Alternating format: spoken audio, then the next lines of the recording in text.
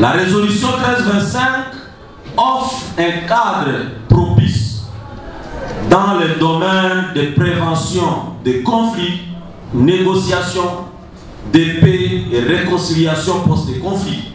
La résolution 1325 est une résolution onusienne adoptée à l'unanimité le 31 octobre 2000 par le Conseil de sécurité des Nations Unies lors de sa 4213e séance qui concerne les droits des femmes, la paix et la sécurité. En province de l'Ituri, malgré sous état de siège, cette journée a été marquée par un atelier de commémoration sur la résolution 1325 organisée par la division provinciale du genre, famille et enfants devant les différentes couches sociales avec l'appui technique d'ENABEL sous financement de l'Union européenne. Accroître la participation de la femme dans la prévention, dans des missions de paix, des métiers de paix, en vue de garantir la participation de la femme au niveau des instances de prise de décision et renforcer sa protection, la prévention de ses droits. Nous sommes là, dans ce cadre-là, la résolution 1325 qui encourage la mise en œuvre de cet agenda femmes, paix, sécurité. Mesdames et messieurs,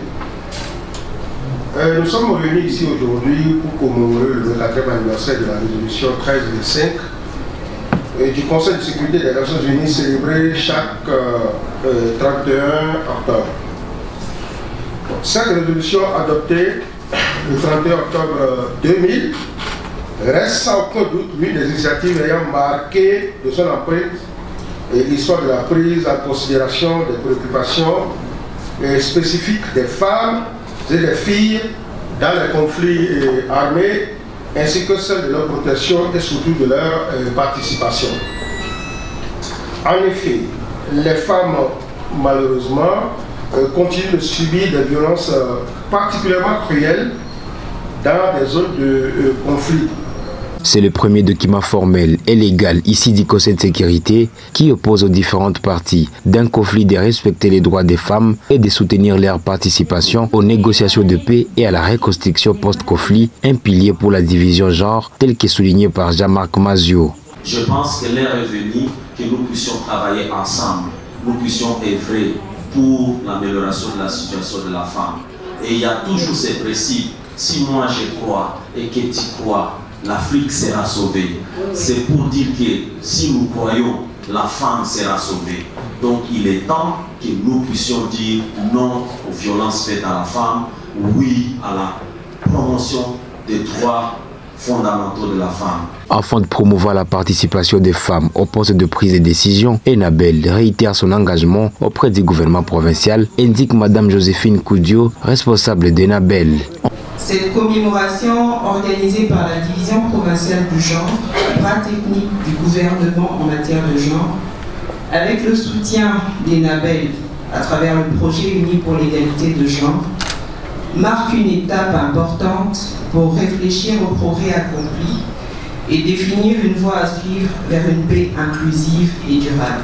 La résolution 1325 a été une avancée décisive en reconnaissant que les femmes ne sont pas seulement des victimes de conflits, mais aussi des actrices incontournables de la paix. ENABEL, à travers le projet uni pour l'égalité de genre financé par l'Union européenne, s'engage à promouvoir une approche participative en appuyant les efforts du gouvernement et des acteurs locaux afin que chaque femme en Ituri puisse pleinement participer à la consolidation de la paix. En ces jours, en Ituri, de nombreux progrès ont été réalisés dans la participation des femmes dans les instances décisionnelles. Cependant, le chemin Takorlan fait savoir Irène Vaweka et les conseillères du gouverneur en charge de la jeunesse. De cette journée, nous avons pu constater que de nombreux progrès ont été accomplis. Les femmes de l'Ituri sont de plus en plus présentes dans les instances de prise de décision. Elles s'organisent pour défendre leurs droits et elles contribuent activement à la résolution des conflits. Cependant, nous sommes conscients que le chemin reste encore long. Les violences basées sur le genre, les discriminations et les inégalités persistent et entravent l'épanouissement des femmes. Face à ces défis, nous devons redoubler d'efforts.